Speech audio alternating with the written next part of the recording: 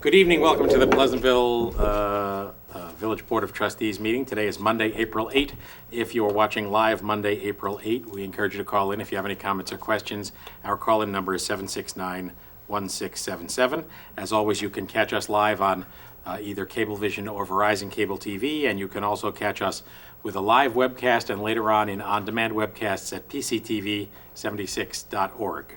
Our next meeting is a joint work session with the Planning Commission that takes place here a week from today, Monday, April 15 at 7 p.m. That will be a joint work session with the Planning Commission to discuss our coordinated efforts in reviewing the zoning changes for the Toll Brothers and Benchmark projects. And likely afterwards, the Planning Commission will continue with our regular meeting to continue their collection of their comments on those two things here, and the village board will move to another location. You're welcome to follow us next week to continue our budget work. Our next regular meeting is Monday, April 22nd at 8 p.m. with a work session at 7. Just a couple of announcements to make, and then we will move to the primary subject of tonight, which is a presentation of the tentative budget 2013-2014. But I had a couple of announcements to make, and one is to remind you, as I have the last few meetings, a number of big dates are coming up.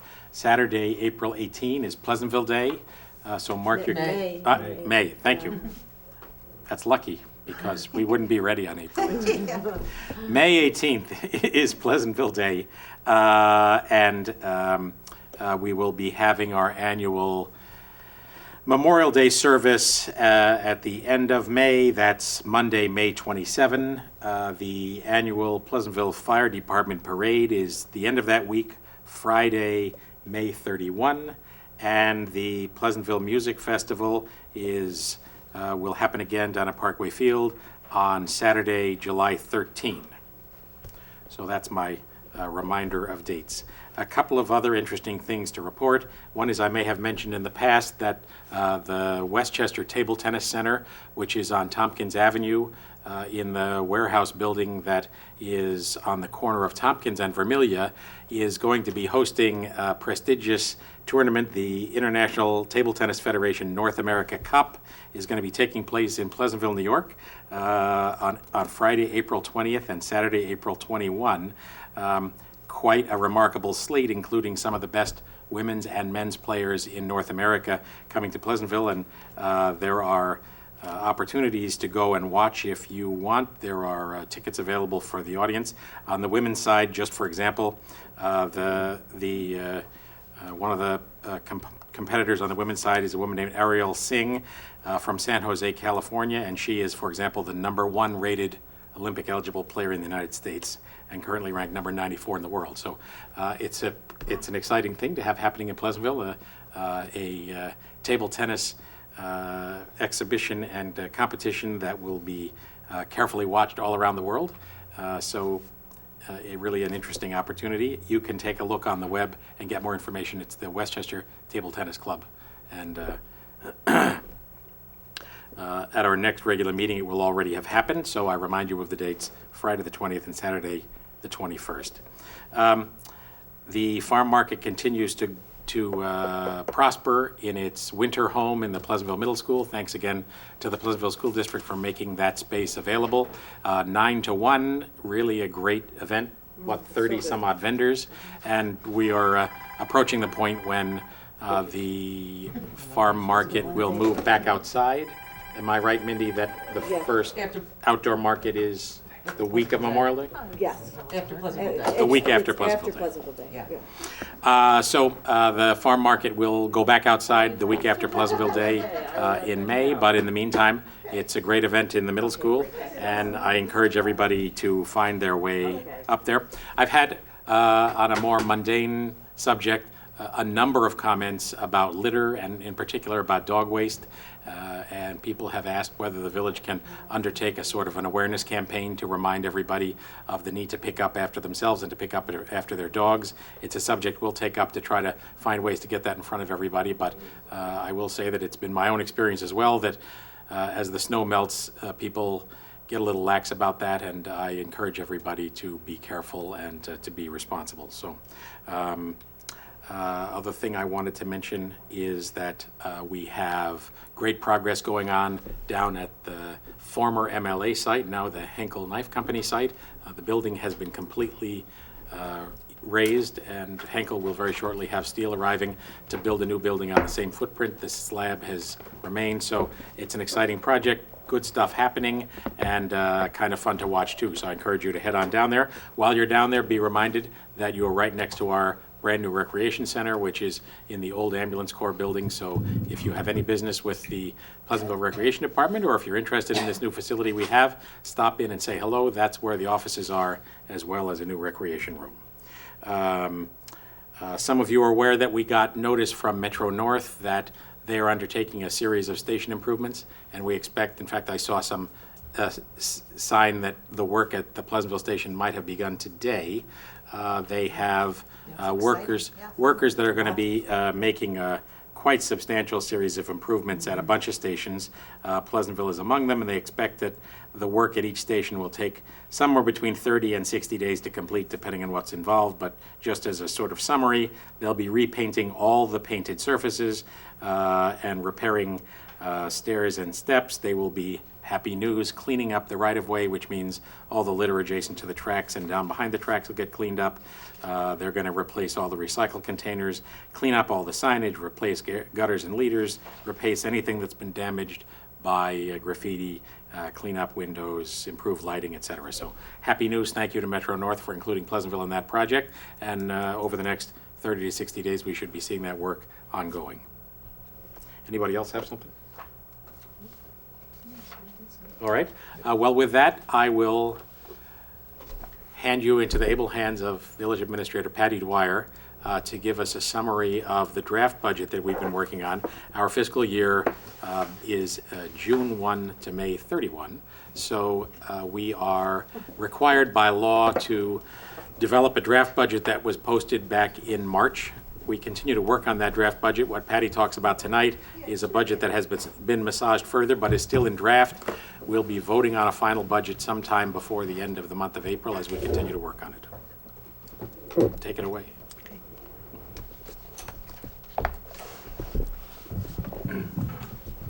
Thanks, Mr. Mayor. Thanks, members of the Board of Trustees and our audience this evening. I'm going to present, as the mayor said, the fiscal year 2013-14 tentative budget for the Village of Pleasantville. I also want to acknowledge before I do start that in the audience with me is Pam Hoffman, our Deputy Treasurer, and Mary Schwartz, our Treasurer. I consider them to be the Department of Factual Verification. So if there's anything that gets asked this evening that I can't answer, I'm sure we can get an answer. And also, if the board has anything it wants to discuss, I'm grateful that they're here tonight, to participate in that discussion as well. This will be a high-end executive summary. This is not a line item presentation. There are lots of reasons that we do not present a line item budget for the public's discussion tonight. But that is available, and that's been available since the 20th of March online and also through the Office of the Village Clerk. So what I'm going to do tonight is just do an overview of all of our operating funds and also discuss the capital plan that we intend to pursue. With respect to the general fund, I like to do a little comparative analysis, and let me just shift that projector because I see that we're not fitting on the screen. Thank you. Current adopted is the operating budget that we're operating in at this point in time through May 31st. And the fiscal year 2013-14 budget is shown here on the right. The general fund overview consists of the appropriations plan, which is $13,493. I'm sorry, $13,493,241. It's supported by taxes, surplus from fund balance, as well as other revenues, and we'll get into all of these in a little more detail. But this generally is the snapshot. You can see our tentative assessed valuation has been reduced this year from $111,695,758 to $111,240,640. That's the result of some certiorari's and small claims that was settled in the last 12 months. The tax rate as a consequence of this particular appropriations plan will increase to 2.72% over the previous year.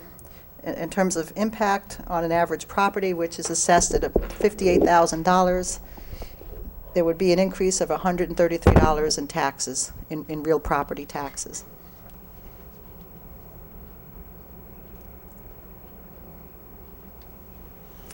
The general fund's operating budget is broken up into component units of spending. They're classified by the State Comptroller's Office, and we have very little discretion on how to account for certain expenditures. So this presentation follows that form for lots of logistical reasons, and some are practical reasons, as you'll see. The first category of expense under the general fund is considered general governmental support. This is where you find a lot of administrative costs associated with the Board of Trustees, with housing, the building, and the operations and maintenance of this building, the Justice Court, administrative expenses, expenses related to finance, auditing, assessing, things like retained services for professional engineers and our legal counsel, information technology, which is more or less a component of the budget that supports IT services for the entire municipal staff, and the acquisition of computers and other programs. We also budget in this particular category payments for our general liability insurance. We cover a contingency in this area of the budget, as well as money for small claims that may arise, and any reserves that we may have in terms of transfers out to other funds. You can see that there's a slight decrease from last year's budget in this proposed budget with respect to governmental support.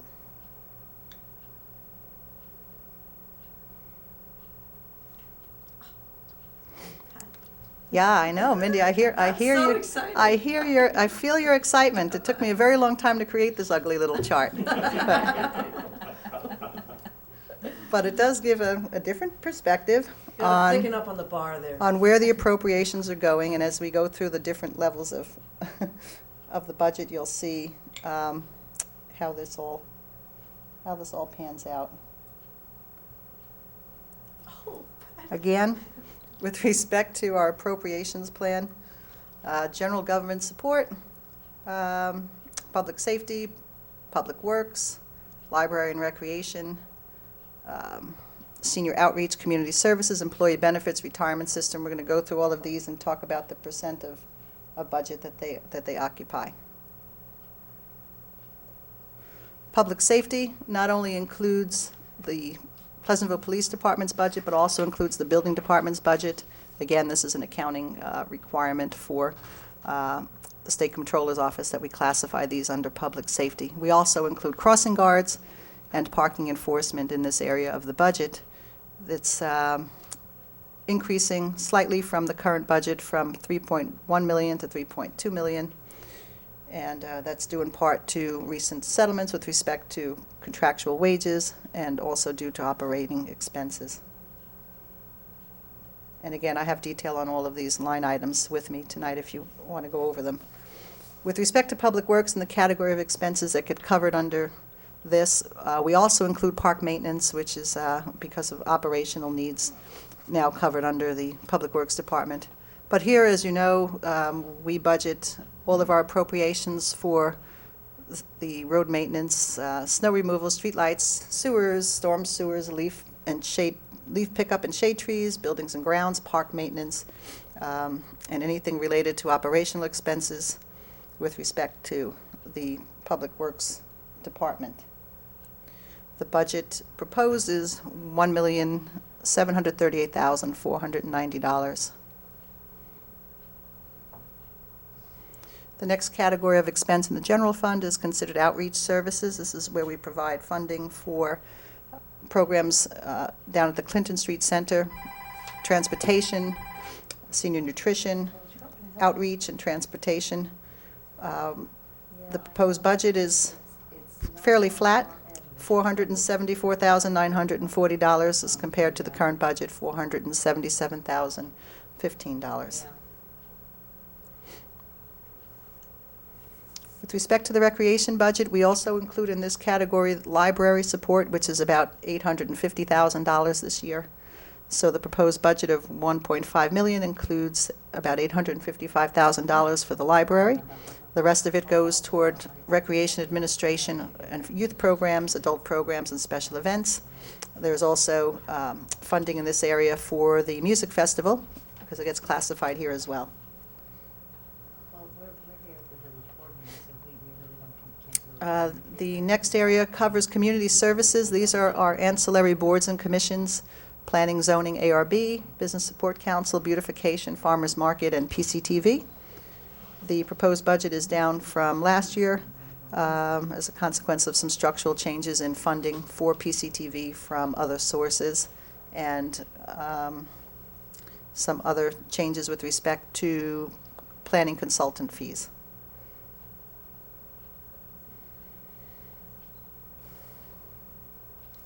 Okay, with respect to employee benefits, this is covering pension systems, Social Security, Medicare, workers' comp, unemployment insurance, and medical insurance.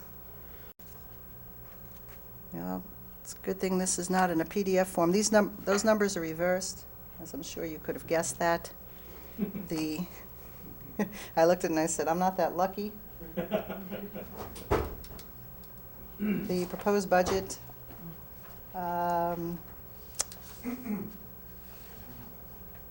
the proposed budget would be $3.4 million and change. The current budget is in excess of $3.1 million.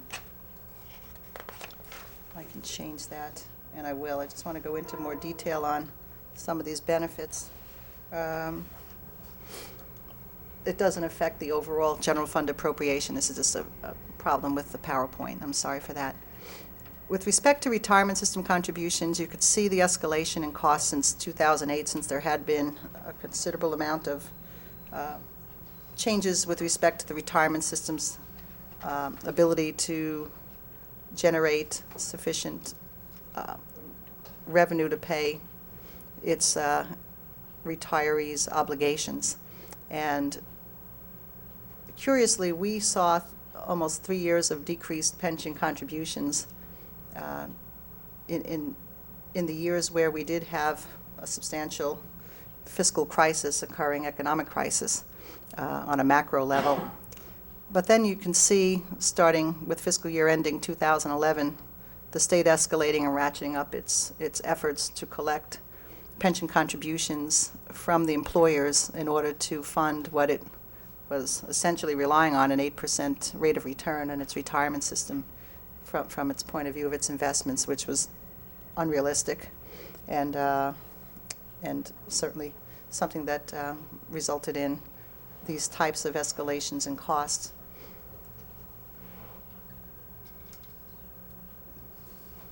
It's another way to look at it. I think that this illustrates one of the structural issues we have with respect to the budget.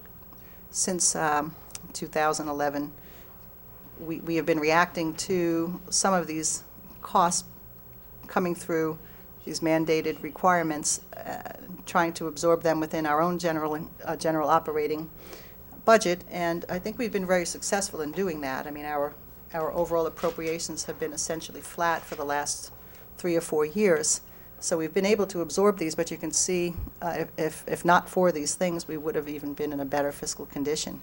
So it's a testament to a well-managed effort by the board and by the staff to keep expenses stable and to keep to be conscientious of these escalations in costs. We've not seen this impact our budget substantially with respect to the impact on the taxpayers. We've been able to deal with these types of things in the environment we're in, even with respect to the tax levy, but it all comes at a price, as you know, of trying to balance our operating budget on reliance on reserves and some other operating expenses that can be rather elastic. So, if anything has been driving, some of the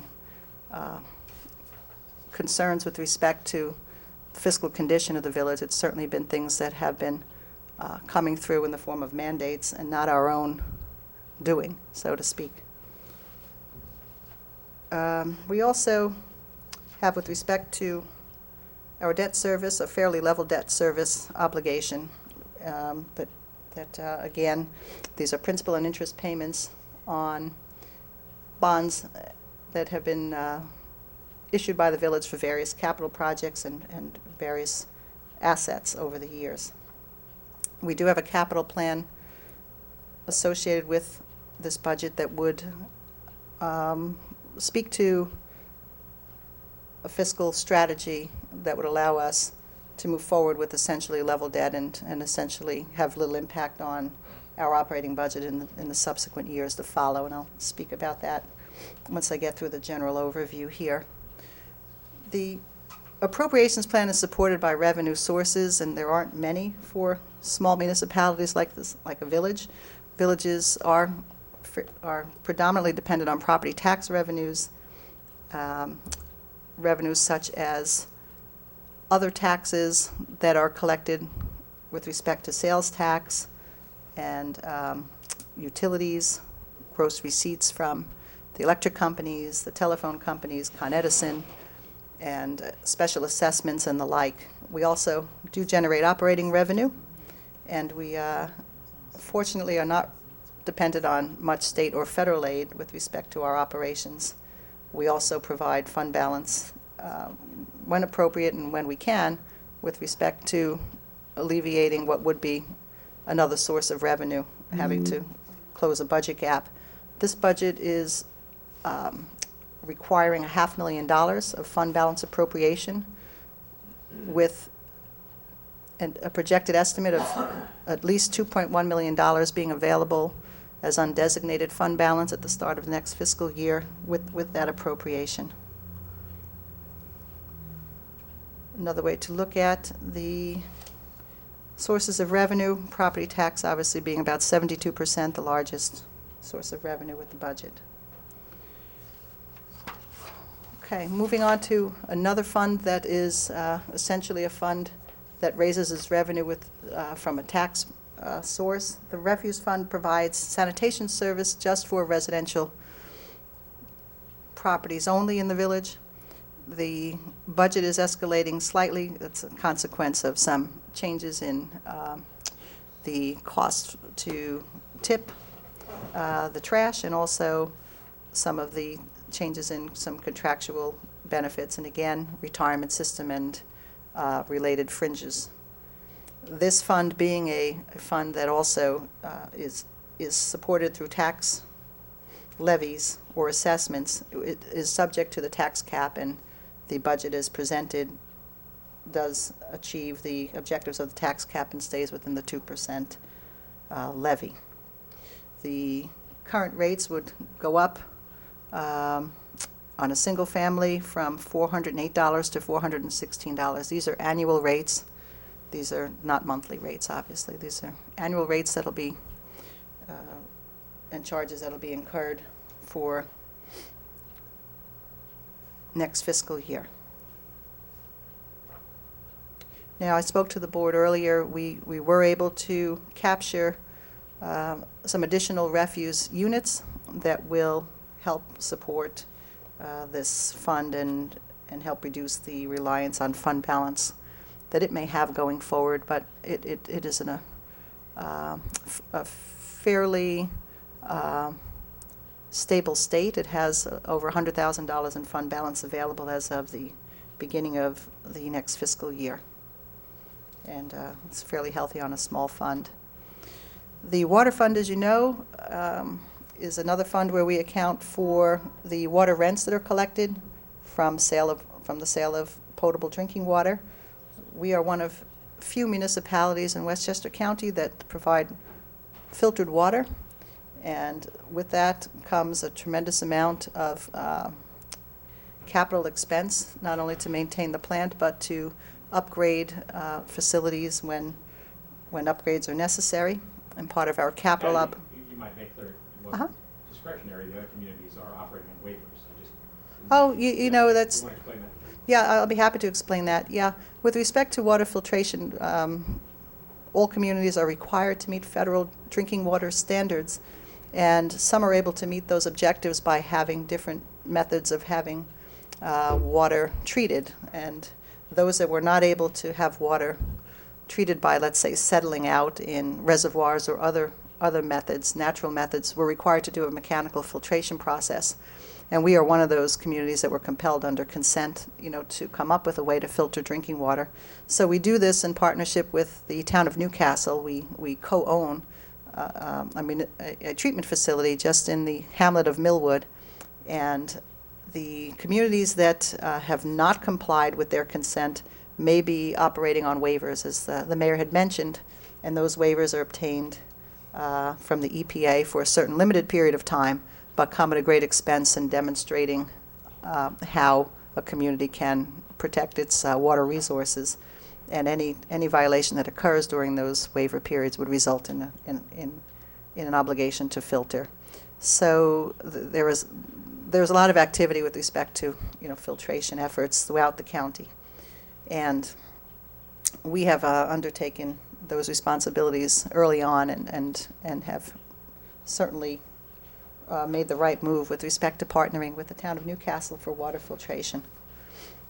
Are those numbers right, Patty? They're not reversed? No, the operating budget's actually going down in the water fund. These are not reversed. These are not reversed. There's a slight decrease in expenses in the operating budget with respect to the water fund. This is our current rate structure. This is on a per 1,000 cubic foot basis for drinking water.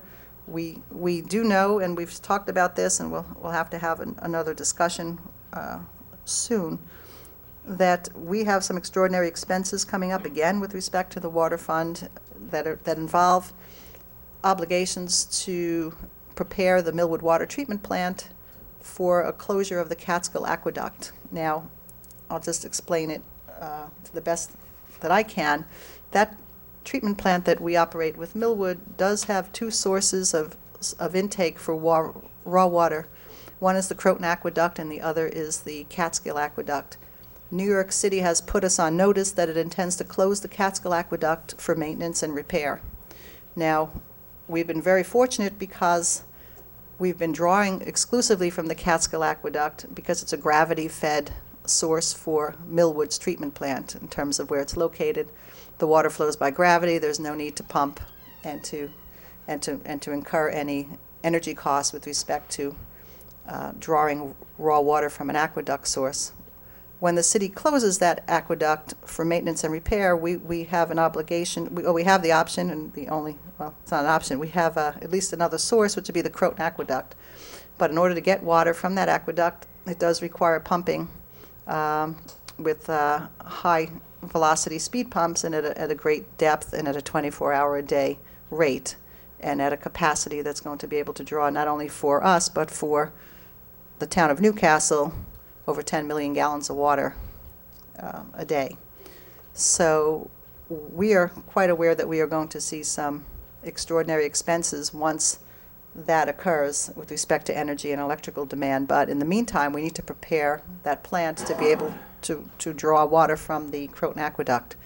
So we have a capital obligation in partnership with Newcastle to upgrade the Millwood pumping station and to provide a backup generator. So that will be coming up as well. We also have to pay for new ozone generators, which were part of the filtration process at Millwood. So in addition to the water fund's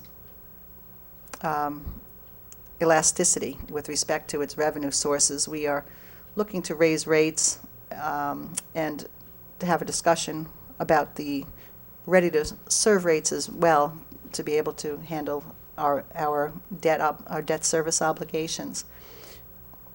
In speaking with other communities that have filtration processes in place, our resident rates here are still lower than what their rates are, although they have structured tiers based on consumption. The rates that Newcastle has set for residents right now is $60 per 1,000 cubic feet, and Mount Kisco has a rate of $76 per 1,000 cubic feet.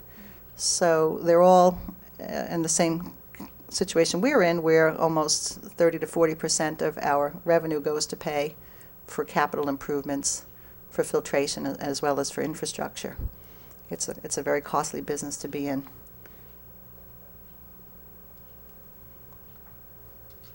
Okay, the pool fund is a very small fund. It basically is just a fund that's been set aside to account for operating revenue for the pool, and to be sure that, at least from the point of view of the pool fund, its sources of revenue will be used to pay the expenses toward its operations and maintenance.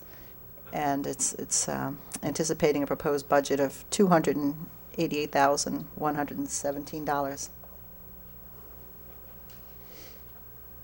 Okay, I briefly mentioned a capital plan. We do have, for this year, proposed roads through CHIPS funding at the state of New York. The state adopted its budget about a little over a week, maybe 2 weeks ago now. They've not announced their CHIPS allocation, which is highway aid. It's basically Consolidated Highway Improvement Program money. We should be getting slightly in excess of $150,000, if not closer to $200,000 in Capital Highway Improvement Fund reimbursements, which we are going to use to resurface and mill several roads in the village. We also are looking for $100,000 for our sidewalk restoration and civic space program combined. That is where we do 50-50 sidewalk programs throughout the village for people who and businesses that do have sidewalk maintenance obligations, and also allows us to do special projects for enhancements in public spaces throughout the village. We are looking at a renovation for the pool facility, $400,000, with respect to bathhouses and the administrative and office space at the pool complex. The Public Works equipment list for this current capital plan just consists of a tractor for the Parks Department, as well as a mini excavator for the Public Works Department.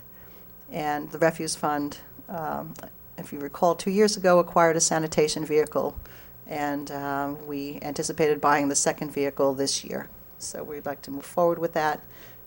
With respect to roof repairs, there are 2 projects that have to be funded. One involves this roof, and the other involves a library roof, which we're co-funding with the town of Mount Pleasant. And then the aforementioned water treatment plant upgrades involving ozone generators and the Millwood pumping station. One of those projects is $350,000, the other is $188,000. So substantial amount of funding, again, for water fund capital improvements. With respect to capital financing, I had a discussion early on with our fiscal advisors, and we are contemplating issuing bond anticipation notes this year and next year, and then considering a serial bond for the balance of the borrowing. This is an effort to do 2 things. One, to capture a low interest rate environment, and also to allow the board opportunity to consider other capital financing needs it may have within the next 24 months without locking into a serial bond early on. But also it gives us an opportunity to absorb this new debt service at a point in time where we will be defeasing some other debts in these funds. For example, the pool fund is paying off the general fund is paying off some obligations with respect to the pool that was issued back, let's say 10 years ago. And those debts will be retired in the next 2 fiscal years. At that point in time, this $400,000 issue that we're looking at this evening would become due with respect to principal and interest payments, and would essentially be a lot lower in terms of its impact on the general fund, and a lot more affordable to finance this way. We'll be paying down about $70,000 worth of debt in the pool fund in that period of time, and absorbing about $28,000 for this new project. So there's a savings in that as well in terms of a variance.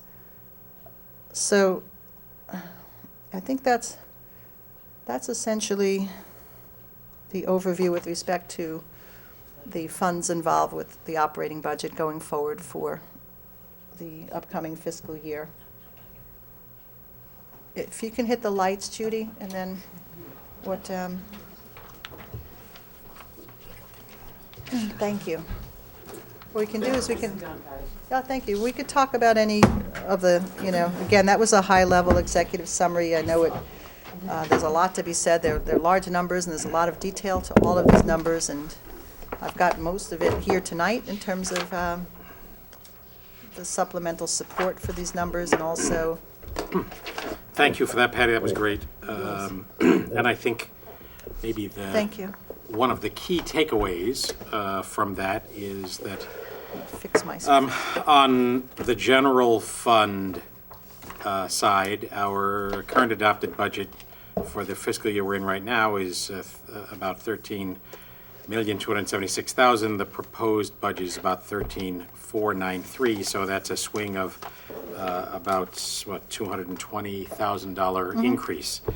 Fast forward to what you showed on the pension side of things, that the pension and benefits are alone substantially more than that. That is Well, the increase in pensions and thank you benefits. for noticing how hard it's been to manage our own Exceeds the affairs. total increase. So Absolutely. what that means And is last that year as well. even 2 years running, even in an environment where we have contractual increases built into our employee compensation, 2 years in a row, if we had had level employee benefit costs, that is pension and healthcare, we would have seen a year-to-year reduction in the budget.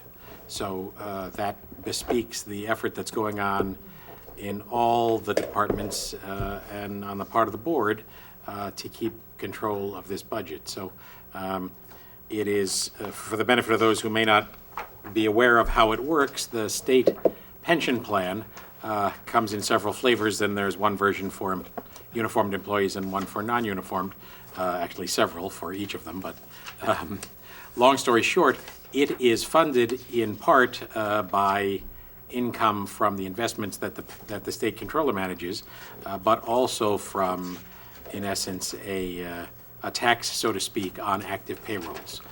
That tax on active payrolls has skyrocketed over the last 10 years. And in fact, if we could roll back our pension contributions to 4 years ago, the first year I was mayor, we would be reducing your taxes this year. So it's an extremely difficult situation for everybody who's a part of the state pension plan. And the state has recently passed a so-called Tier 6, which is a new category of pension benefits for employees who come into the system after the date of that being enacted, which was sometime, 6 months ago, a year Right. ago, something like that. They have a couple of relief valves. They have another one coming up that we really need to look at. This is going to enable the village to opt into an amortization, if it chooses, of pension costs going forward. And that amortization is simply the difference between what you would have paid and what they decide to be this smoothing average rate. What I like about it is that you can opt in, but you don't have to take advantage of it. If in any fiscal year you can pay your full freight, you do. But you only have one chance to opt in. When the state invites you to make a choice, you have to at that time decide whether or not you want to opt in. I mean, it would be my recommendation that you do, because we're not compelled to take advantage of it if we don't have to. But if we need it, we And there was can. So the it's no final version risk. of that in the adopted state budget is a bit different than what Cuomo had proposed originally. Yes, it still may have another, it may morph into something else by the time the state controller decides, but And it's from what we different yet from understand- the amortization program that existed for the last couple of years that we have not availed ourselves of. So No. I think there are lots of places, and indeed, I think Westchester County itself availed itself of the amortization scheme, which essentially allows a lower rate to be paid now in exchange for paying it back in the future. And thus far, we have not done that. This has been a pay-as-you-go community. Yeah, I wouldn't That do said, I wouldn't do the amortization in the other the new fashion. plan presents some interesting options and is worth They also have discussing. another plan that, just so you're familiar with it, but it's at the employee's option. It's for non-union employees that get hired after June 1. that may be making $75,000 or more, the state is offering a variable defined contribution plan, which is basically like a 401K. The employer's contribution would be fixed at 8%. So it's a nice opportunity. And it's a nice opportunity for people coming in, because people at those levels of pay are typically middle managers or higher, that have come from other places that may not be here, for a very long period of time, and may not want to, and they may come from private sector sources as well, and they may not see, down the road a 20, 30-year career in local government, but it may be a nice option for them, and it would certainly save us money based on the contribution rates we're dealing with today for the employee retirement system. Well, And you we- see the police, this is just what we're dealing with now, so, we do plenty of complaining about what Albany delivers into our laps, and will continue to do so, but I will say that there's more talk in Albany about reform of some of these things than there has been in any of the years I've followed it. And that is driven in part by the fact that communities are under stress, and some communities are beyond the point of under stress to the point of cracking. We are happily not in that circumstance, but the combination of these skyrocketing pension and benefit costs and the state's 2% tax cap is an ugly cocktail for fiscal stability for lots of communities, and it's a difficult one for us. One of the matters that we will be discussing in the next 2 weeks before we finalize this budget and adopt it is our comfort level with the current level of support we are drawing from the piggy bank, so to speak. That is a transfer from the surplus, which is currently at $500,000. So there are a whole series of reasons that give us some comfort that that is a responsible thing to do. But I would also say, as we were discussing earlier in our meeting, absent a 2% tax cap, I think we'd be looking at a somewhat different number in that line. And also, they may be talking about it in Albany, but talk is cheap. They put this on us 2 years ago with no mandate relief, and we're stuck with it here today when we're trying to supply essential services and no relief. So they can talk all they want. I haven't seen anything, and until I see something, they get no credit as far as I'm concerned. I have no patience for that anymore. Done. To the Done. mayor's point, it's been their approach has been incremental, but it's late. Late. It's very late. Well, it's and not only is it late, it's not finished yet. There's a lot of stuff that's under discussion that hasn't been enacted, and of course, it's all subject to political horse trading, and we'll see where it all comes out. I will say And as we that discussed earlier, that one of the things the state did say was, well, now now municipalities can raise their fee schedules. You're still hitting the taxpayer, but now you're hitting them through other fees. So now which could stifle growth, you go to get a planning permit, and you're paying double what you paid because the state expects us to raise it, and that's how we're supposed to get our revenue, which I don't think is fair. I mean, it doesn't present a global picture of how people are spending their money. Either their taxes get raised, or you're gonna raise their rates. You still have to supply essential services. So, Well- it's, Open the hearing and, Yeah, I so step aside. is there a motion to open a public hearing on the tentative village budget? So moved. Second? Second. All in favor? Aye. We are now in the public hearing. If there are comments from the public, we invite anyone in the audience to come and make a comment, ask a question. And if you are at home and have a comment or question, the call-in number is 769-1677. The budget is also posted on the website at pleasantville-ny.gov. And if you are interested in going through the line item detail, you can take a look at it on the web or download it and print it for your own reading pleasure. Again, pleasantville-ny.gov. And our call-in number is 769-1677.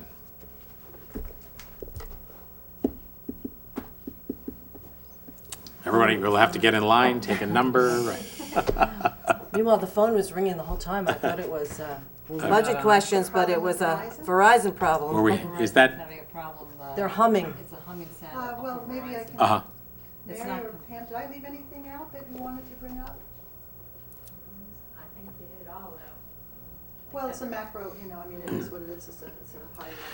Well, let me mention also that when we close the public hearing on the budget, we will open a public hearing in a local law to permit us to override the property tax cap. We put that in place because public hearings on that subject are required to have specific advance notice. The budget, as Patty has currently presented it, is under the tax cap and does not anticipate breaking the tax cap. The reason that we have that public hearing and then have a proposed resolution number 74 to override the tax cap was to make sure that we provided that advance notice and we gave ourselves the flexibility if we felt we needed it. It's our expectation, I think we'll see what we do, that we will probably table that local law because, as I said before, we're currently just under the tax cap, and it's our expectation, but not certainty, that will remain that way as we dig through this budget over the next couple of weeks. So, any comments at all? Just to let everybody know that the detail is on our website. So Patty gave a Right. beautiful overview, but if you want the line by lines, you can go to our website for a current version. Pleasantville-ny.gov. All right, is there a motion to close the public hearing on the 2013-2014 tentative village budget? So, Second? Second. All in favor? Aye. Aye. That public hearing is closed. I'd just like to thank Mary and Pam for being here this evening. I appreciate the effort. And Mary just flew in from vacation from the West Coast, so I know that Underwater? I really appreciate that effort, because I know she's jet lagged too. Yeah, I can say, Brian and I go back quite a ways on this board, and our budget experience, led by Patty and Mary and Pam, is a far cry from the one we had some years back, both in terms of the clarity with which the numbers are provided and the certainty with which they're delivered. So We believe it is a source of satisfaction and a great support to all of us and to all of the staff, and should come as a comfort to the community to know that we may not always be happy with the numbers, but they're right. So, thank you. Thank you both.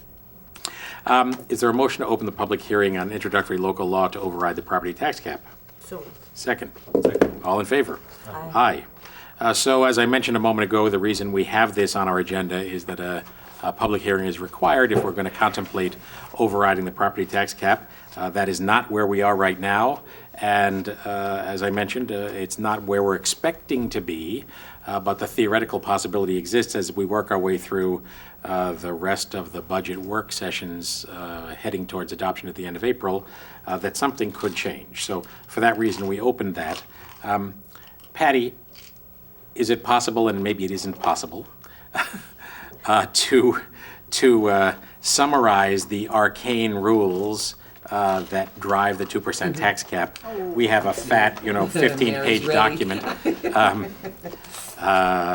Which part of The bottom line is, The it's levy. not just a 2% tax No, cap. no, And no, that it there are isn't. some pieces of it that are exempted and other pieces that are not, and That's why none you of it see- makes a that whole is lot of correct. sense. I'll do my best, but that's Okay. why you see communities, even like ours, that come in with a levy or tax rate increase that's over 2%, and people get confused. How can that be?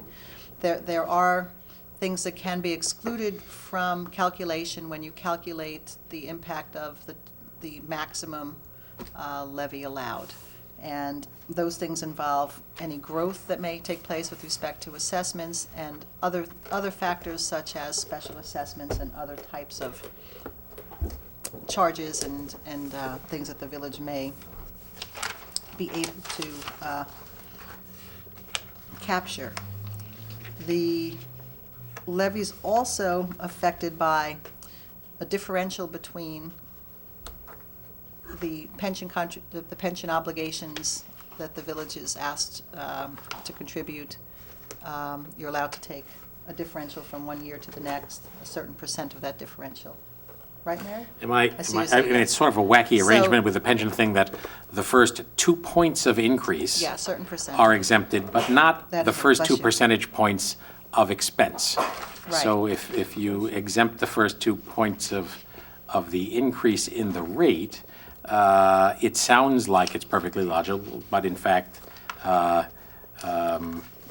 frequently the increase in the pension cost far exceeds 2%, even the part that can't be exempted from the cap. So, And there's also a rate of inflation factor. The levy can't be in excess of the rate of inflation or 2%, whichever which is is ever greater. lower. So, That I is mean, correct. blessedly, we've been in a low inflation environment, but exactly how that would fly in a high inflation environment is a little hard to see. So, I mean, speaking personally, I think that the dimension of the 2% tax cap that's worthwhile is that it certainly has focused everybody in all taxing entities, villages, towns, county, school districts, et cetera, on the critical need to control taxes. By the same token, in a community of our size, we do not have a whole lot of discretionary activities, and we do not have a whole lot of discretionary employees. So it's not as though we can chop off a department that nobody would notice, because we don't have any departments that nobody would notice. So that said, we are constantly looking through this budget line by line and are completely open at any time to any suggestions, and all 5 members of the board and any member of the staff are happy to hear comments from anybody at any time. And if you have an opinion about something you think we do that seems inefficient, or something we do that you think maybe doesn't need to be done, we'd be more than happy to hear about it. So, Well, and that's, I mean, we've talked about all kinds of things, not to really get too specific, but, for example, we could turn the lights out at the field, at Farrow's Field, for good. We could tear down the light stanchions, and that would save us $30,000. Close to that. Something like that. We could stop leaf pickup, or we could bag leaves and collect leaves. That would save us, maybe along the same lines, $20,000, $30,000. something like that. I mean, there are things like that which, if we did those things, some of us would miss, some of us wouldn't, but it would be an issue in the community. So we're not talking about fat that nobody would miss. We're talking about things that we could do that would save what I consider to be substantial amounts of money, but at what cost? So.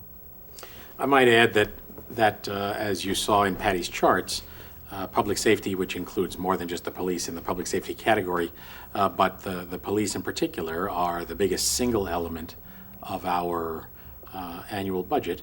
And those of you who suffer through our meetings and have followed us for a long time will know that we spent quite a long time discussing with the county the question of whether there was an opportunity to consolidate our force with the county police force, following an example that took place a couple of years ago with the town of Ossining. That ultimately resulted in a decision by the county that wasn't an option available to us, that there would be no proposal delivered to us, and a whole lot of effort was spent ultimately to no effect. But the bottom line is, we also spent a long time with the town of Mount Pleasant talking about ways in which we might consolidate or share services, and we continue that discussion, and I think both parties are happy to do so. But it is clear at this point that our best opportunity here is to maintain our current independent police force, to look for shared services wherever we can. And again, we go through that budget line by line every year in an effort to try to deliver those services at the minimum cost we can get. But as Brian mentioned, everything that one looks at is a service that's delivered to someone for some decent reason. We're not doing anything for no reason at all.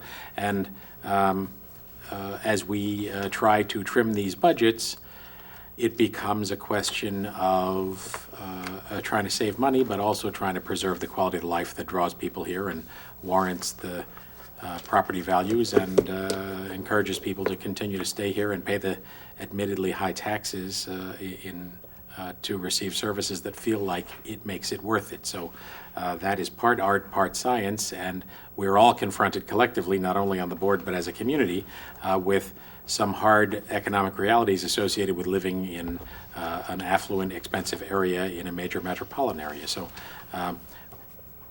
discussion for another night. We could go through in some greater detail the context and the circumstances of our labor negotiations with our various unions, but I think I can speak for all of us in saying that we have settled contracts with both our PBA and our CSEA employees, the two unions that are representing our employees. And I'm happy to report that we don't always disagree, but I think we have had a productive and ultimately fair settlement with both of those two entities. So, I just have a question for Mary. yeah, go ahead. I didn't know if you were done. The actuarial rate that we have to get from the state in order to figure our 2%, the tax base growth factor, correct? What do you know what that number was this year?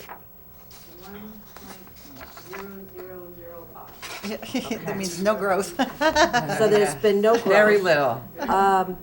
Gee, Mary. So were you confident in this? Do you have that number? to 7 decimal points? No, I asked because I remember the last year we were waiting on that number because they were concerned about how you calculate that.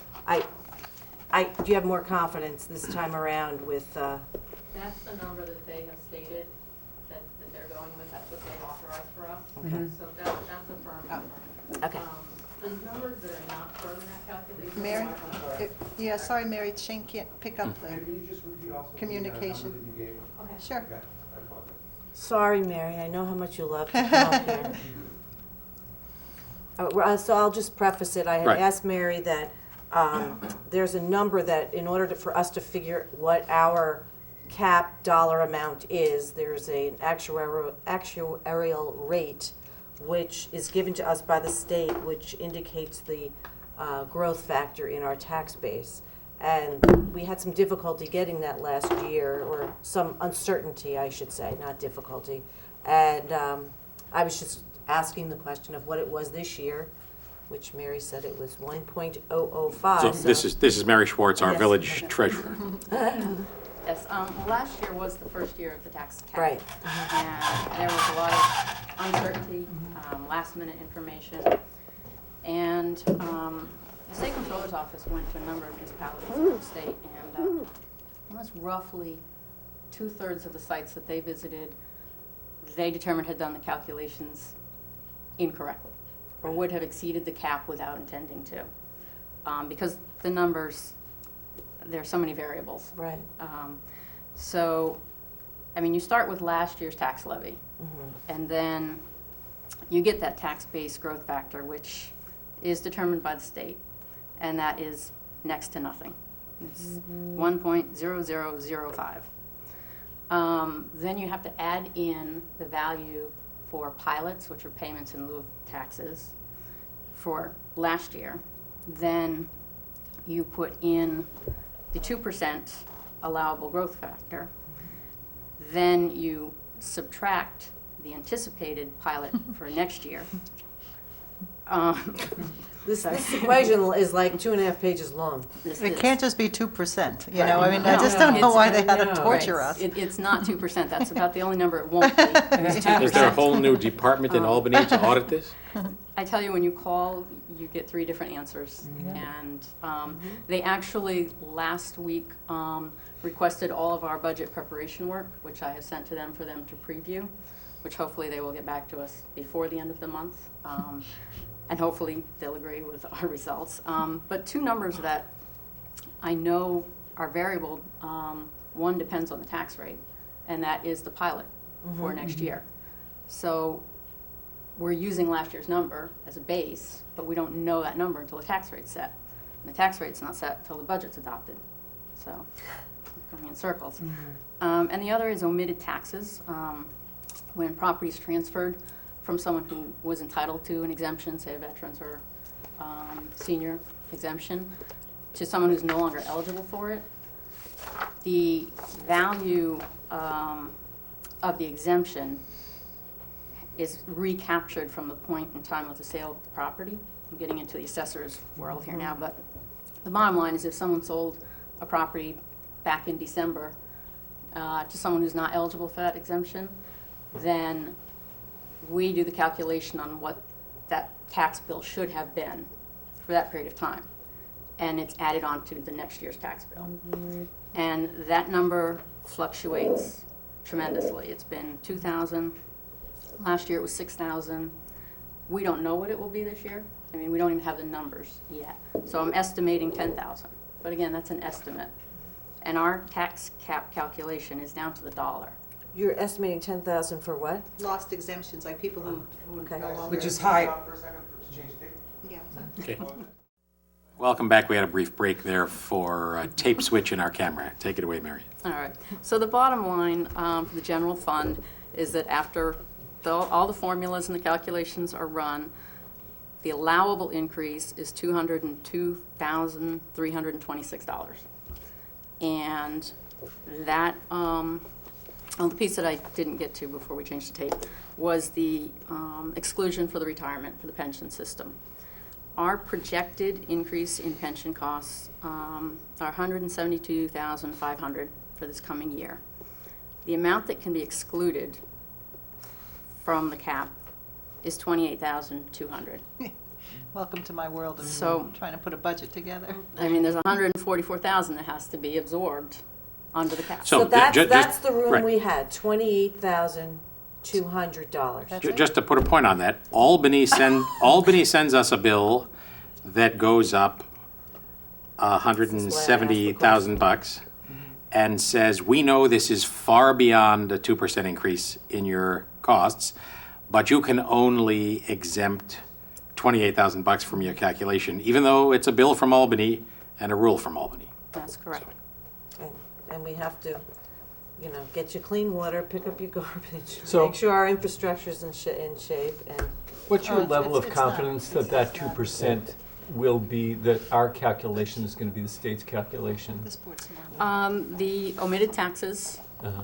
are up in the air. I will be getting information from the assessor, and we'll be getting those hopefully in the next 2 weeks. omitted taxes? So, The Yeah, that's for the Exemptions. exemptions. The and exemptions? so, Right. The so lost where, exemptions. where, Yeah, where are changes we, Status. we're at a 2.72% increase, but given all of these machinations, where does that bring us down to? Exactly 2%?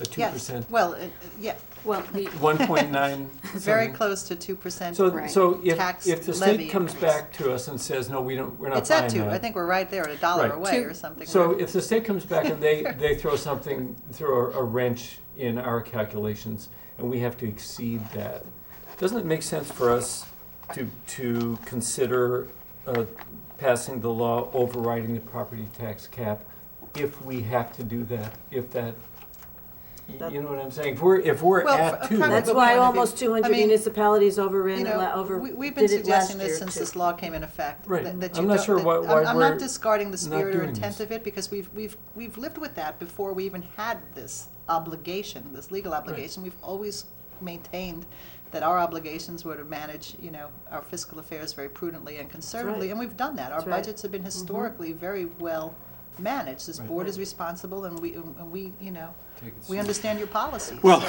look, you know, there. We've been asking, because of this opportunity to make technical errors, to misinterpret, to have a rule come down in error.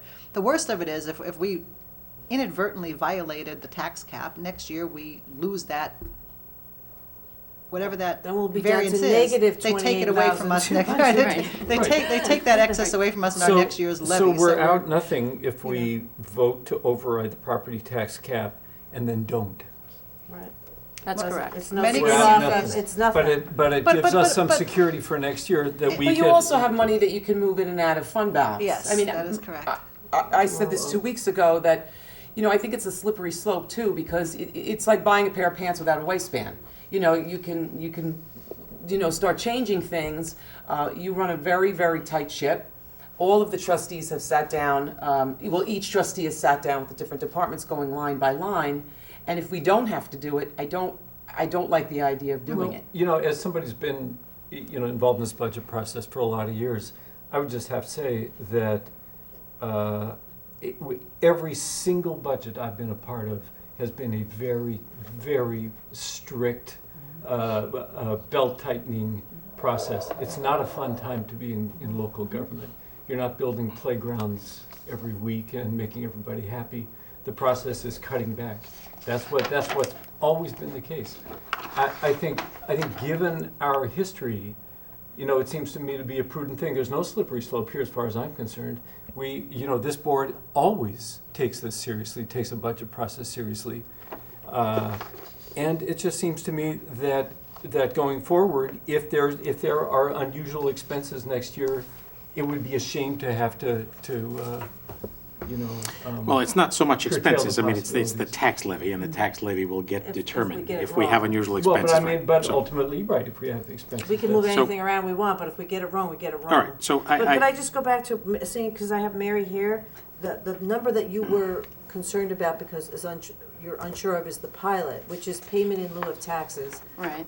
So you're using last year's. Is there any reason for us to believe that number should change so drastically that will affect this formula? Well, what's pilot? Just Ashbourne Hall is the only pilot we It's have right now, right? Ashbourne, right. So the pilot's set by the tax rate, so Right. we're pretty comfortable that the rate presented this evening is going to be the rate or less. lower, yes. Right. Adopted I mean, by we're the not going to board. add anything from here No, on in. there's nothing Only to- take away. So, That is correct. um, So I think Mary can use that high side, in which Right. she's Okay. done, So you're okay with and that? likewise, And you've you're done the same with those omissions. the high on the You went the exemptions high also. end. Right, I went Right. with 10,000, last year was 6. I mean, this you is know. the game we have to play. But So I recognize, again, for the benefit of the public, the reason we're having this public hearing is it's required as part of the process even to present the possibility of an override. We are not envisioning needing to do so, but as you have heard from this discussion, there is some risk that goes into the arcane calculations that go into the override. But I want to point out that the rules, and I'm looking at them right here, say that an override vote requires a 60% vote of the total voting power of the governing body. That would be 3 out of 5 of us, but that the override vote must precede the vote on adoption of the budget, although both votes may occur on the same day. So in the next 2 weeks, as we work through this budget, if we were to arrive at a point where we remained lacking confidence that our calculations were perfect, or that there were enough variables that we felt we were at risk, it still remains possible on the day of adoption to pass an override, which would essentially just be a paper transaction to protect us in case of an error. I have to say I share with Colleen the sense that as a matter of symbolism, if we don't have to do it, we ought not to. And so it will be my suggestion when we come to resolution number 74 that we table it, leaving ourselves the option to cover our backs if we need to after 2 weeks of further discussion, but not to act on it now. And I know that, and were I in your shoes, I would feel differently, I'm sure. But I do. the symbolism of it is significant as well. So I don't say that as a great believer in the tax cap, but I do say that as the recipient of this rule from Albany, and I certainly feel that to the extent that we can use it as a force for good, we should. So, and we all have. There's no question about that. So, I would just say that I would view it, a vote to override, I would view it as an insurance policy. Right. And that it's not a free insurance policy because you do have the cost of the symbolism of, Right. abiding by the cap. But just to allow for errors. Understood. Variables. And that's what most municipalities that have passed it have done. They've gone under it or stayed at it, but passed it just in case. Exactly, Because they right. didn't have that Right. fit. Now, what was I know it's 2% or CPI. What is the CPI this year? Do you have? 2.17. It's a lot closer than. Okay, thank you. I'm Actual sorry, Mary. verification. Gotta thank love you a it. lot. Thank you. Mary, Mary. we still have Mary. public comment, perhaps? Yeah. Before we Yes, close? is there any public comment? Again, our call-in number is 769-1677. If anyone in the audience has a question or a comment, we welcome it at this time. Absent that, is there a motion to close the public hearing on the local law overriding the tax cap? So moved. Second? Second. All in favor? Aye. Aye, the public you, Mary. Well hearings are closed. Thank you for staying with us thus far. We'll head next to our resolutions, number 72. Colleen. Resolved that free check register dated April 8, 2013, covering check number 75034 through 75146 have been reviewed, and they are hereby approved as listed below. Coming from the general fund, the special purpose fund, the water fund, the capital fund, the refuse fund, and the pool fund, totaling $133,959.51. Is there a second? Second.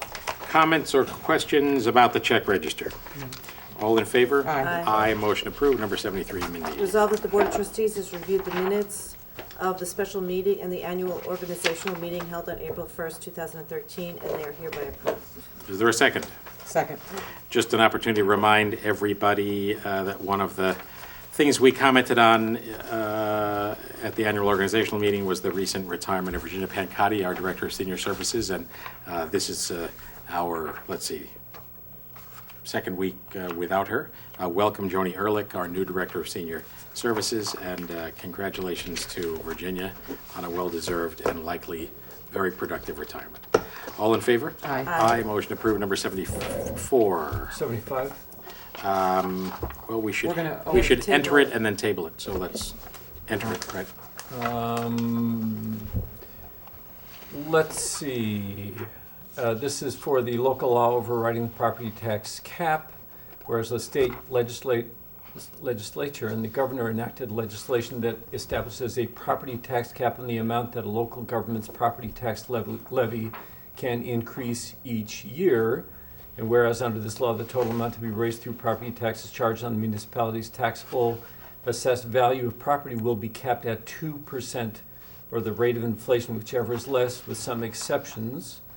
And whereas state legislation provides for local governments to override the cap to protect from unforeseen financial circumstances, and whereas state legislation requires that in the event that an override is necessary, the law enabling it must already have been adopted by the Board of Trustees prior to the adoption of the current year's budget. Now therefore be it resolved that the Board of Trustees of the Village of Pleasantville hereby approves a local law overriding the property tax cap. Is there a second?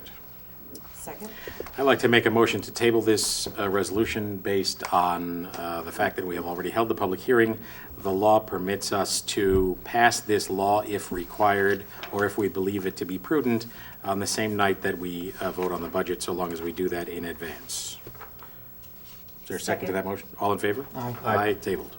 75, Colleen. Resolved that the Board of Trustees hereby approves the request from Clark Street residents to hold a block party on Saturday, June 15th, 2013, from 9 a.m. to 11 p.m. Is there a second?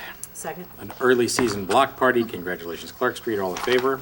Aye. Aye, motion approved. 76. Resolved that the Board of Trustees hereby accepts the following anonymous donations towards the Clinton Street Senior Programs. Anonymous donation for $2,000 and an anonymous donation for $500 in honor of Virginia Pancotti's service. $2,500. Is there a second?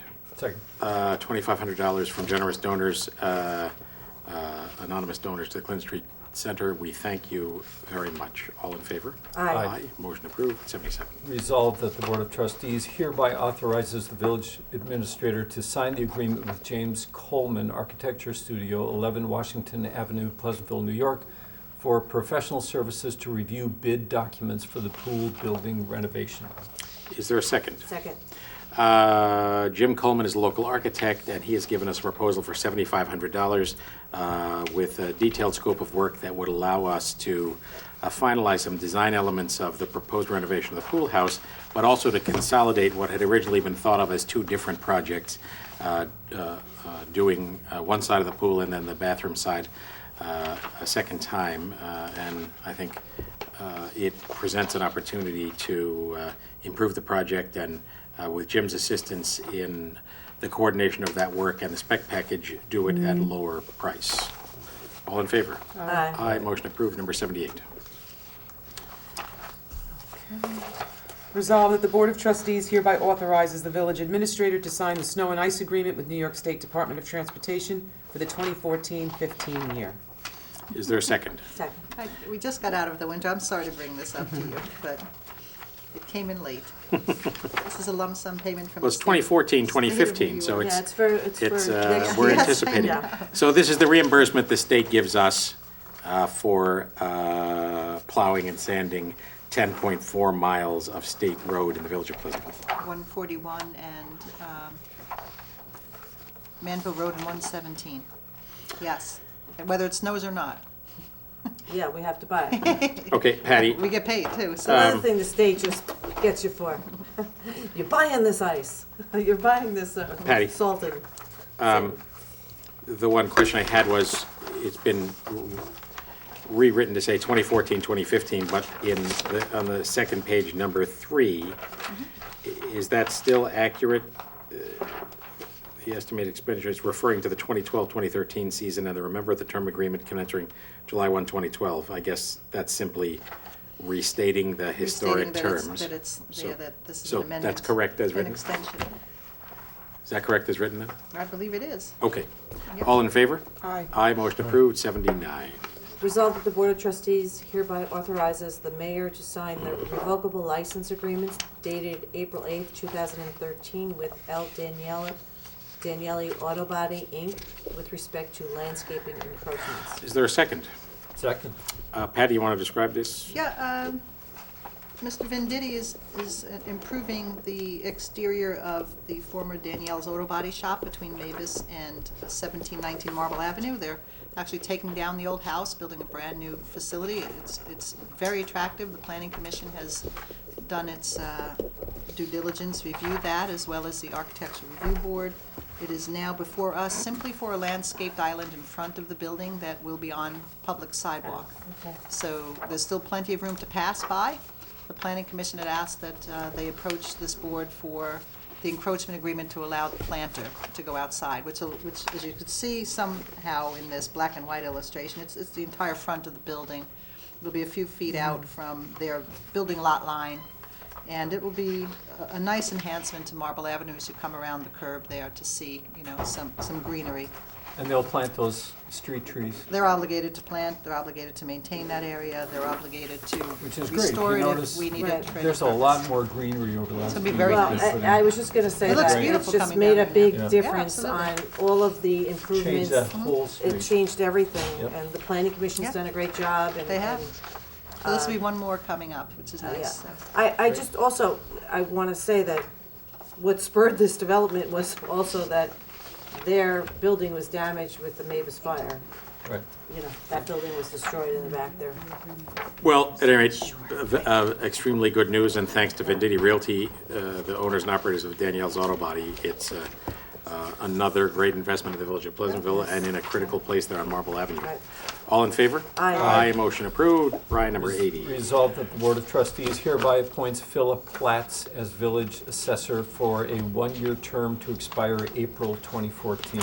Is there a second? Second. Philip Platts signed on as our assessor during this past year and has been doing a good job for us. All in favor? Aye. Aye, motion approved. Colleen, 81. Resolved that the Board of Trustees hereby sets the salary for village prosecutor at $4,500 a year. Is there a second? Second. All in favor? Aye. Aye, motion approved. 82. Whereas requests for proposals were advertised in the official newspaper for a parking lot license agreement to occupy 3 parking spaces in the Memorial Plaza parking lot for the purpose of for-hire transportation services. And whereas proposals were received in the village clerk's office on March 29, 2013, and are as follows. The bidder was Leros Point to Point. The amount was $1,200 per month. The in-village rate for service is $5 one way. Now therefore be it resolved that the Board of Trustees of the Village of Pleasantville hereby awards the parking lot license agreement to Leros Point to Point doing business as 769-Taxi, Greeley Transportation and Mercedes Transport, 6 Skyline Drive, Hawthorne, New York, 10532, in the amount of $1,200 per month. Said agreement to begin June 1, 2013, and to expire on May 31st, 2015. Is there a second? Second. This is good news. This is very good news. We only had one bidder, but the bidder has bid higher than the current contract that's expiring, and our experience has been very good with this company for the last 3 years, and we would recommend that you award this bid. I remember, there's 3 spaces in Memorial Plaza? There are Yes. 3 that we allow I thought that there was 2, but I. for No. taxi think there- No, there are services 3. exclusively. All in favor? Aye. Aye, motion approved. Number 83, Brian. Whereas bids were received on March 22nd, 2013 for the Village Hall Roof Rehabilitation Project and reviewed by architect Martin Kravitz as follows. There were 3 bidders: Murphy Contracting, Brooklyn, New York, scaffolding bid $137,300, roof restoration $195,100, High Tech New York $175,000 for scaffolding, $75,000 for the roof restoration. L&M Contracting, Portchester, New York, $110,425 for scaffolding, $260,823 for roof restoration. And whereas architect Martin Kravitz has recommended that the bids be rejected to better reflect the needs of the Village of Pleasantville, now therefore be it resolved that the Board of Trustees hereby rejects the bids for Village Hall roof rehabilitation and authorizes the village clerk to re-advertise for said bid. Is there a second? Second. Patty, the expectation is to change the bid specs. Yeah, not to scaffold the entire building, but to work scaffolding in the rear of the building and in the corner, which is not visible, you know, but And it's then- behind the deli. And will the scaffold be broken out as a separate bid? Separate contract bid, just, you know, So. let it out separately as a I scaffolding. see, so we'd get that back from scaffolding companies, not from the GC on the roof. So- That's the intent, and we're Okay. hoping that that's the case. Good. It's disappointing, but we knew this would be, you know, a high number, but not this high. So are we scaffolding less by Yes. doing the back and the corner versus doing it a We were half wrap? we were going to do the entire building, you know, just to make it an easier project and not have to deal with traffic control. It's going to be very hard to deal with getting, you know, people up in a genie lift or other types of lifts around the building. You know, bringing up people and materials and everything else is going to slow the project down considerably. But there's not a lot of work on this side or the front, other than hanging the cabling for the snow and ice. Oh, nice, right. You know, and that hopefully will go quick. The repairs are on the back end, Right. so we definitely need scaffolding on the back end. All right, all in favor? Aye. Aye, motion approved, bids rejected. Number 84. Resolved that the Board of Trustees hereby approves the following budget amendments: to transfer funds for over budget accounts. Oh, thank you.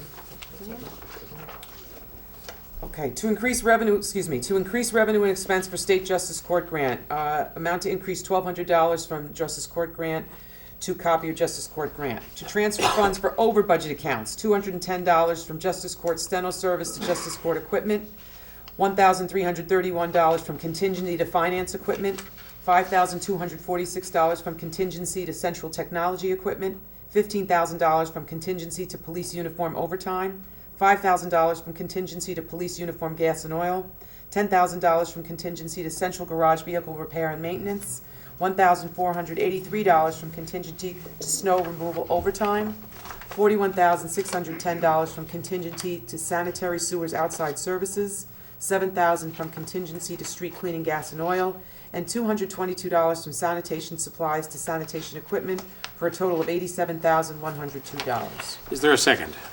Second.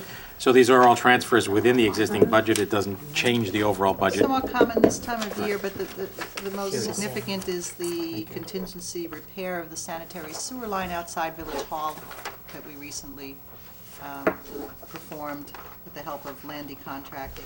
But that comes out of our budgeted contingency line, not out of fund We balance. were able to take it out of Right. contingency. Good news that is, bad news that it happened. All in favor? Aye. Number 85.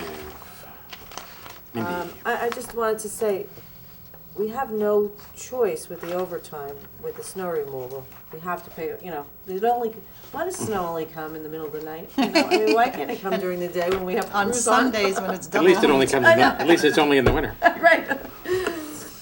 Resolved that the Board of Trustees hereby accepts the resignation letter from Angelica Justine Barnes, effective April 25th, 2013. Is there a second? Second. Justine Barnes has been our cook at the senior center, and cook probably is an inadequate description of the multiple gifts she delivered to us. Sorry to see her go. All in favor? Aye. Motion approved. Number 86. Resolved that the Board of Trustees hereby authorizes the mayor to sign the driveway easement agreement with 204 Bedford Road. Is there a second? Second.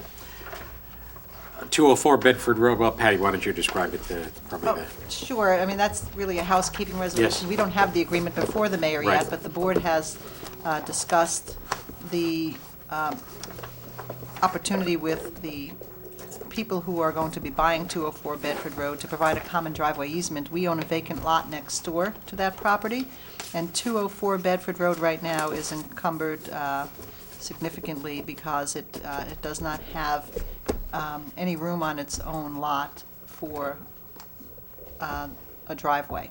And they would need to have a common driveway easement with an adjacent property owner, which just happens to be the village. So, in consultation with our assessor and also with council, we determined that it is lawful to enter into a sale of an easement, and we've established a value of $15,000 for that easement right, provided that the grantees are responsible for the maintenance of that easement, for installing the driveway, for perpetual maintenance of that easement agreement as well, and for installing the driveway. So we benefit from having that available in the event down the road you'd like to sell that parcel. It is a developable lot. You'll have a driveway on it, and this also enhances the value of the property at 204 Bedford Road, allowing them to get off-street and to have opportunities to safely park. So that's it in a nutshell. A win, I think, on both sides. All in favor? Aye. Aye. Motion approved. That was our last resolution. Is there any new business? I had two more announcements. One is tomorrow is a happy day in the village of Pleasantville. We have the scheduled closing with McCormick Contracting, the purchasers of the old rec center at the corner of Great Oak Lane and Bedford Road. So by this time tomorrow, that will be a building in private hands, and we're confident in very good private hands. We look forward to its restoration, its return to productivity, its return to the tax rolls, and we will take the revenues from it and return it to our fund balance. The last thing I wanted to mention is that our friends at the farm market, who I mentioned at the outset, have established a new program that allows you or encourages you to become a friend of the farm market. It says you can help make our market even better, become a friend. Did you know the Pleasantville Farm Market relies on individual and business support for 25% of our budget? Become a friend of the market for $40 or more, and you'll get an exclusive farm market canvas bag as our thanks, along with pride that makes a better experience for everyone. So PleasantvilleFarmersMarket.com, or visit the farm market in the middle school on Saturdays between 9 and 1, and for a contribution of $40 or more, you'll get a limited edition canvas bag with this great farm market logo. So thank you, Patty. Thank you, Mary and Pam, for your detailed presentation on the budget. We will be headed into an executive session on matters of real estate and litigation, as well as on personnel. Is there a motion to go into executive session? So moved. Second? Second. All in favor? Aye. Aye. Good night. See you all. We have a work session a week from now with the Planning Commission, and 2 weeks from now is our next regular meeting. Thank you.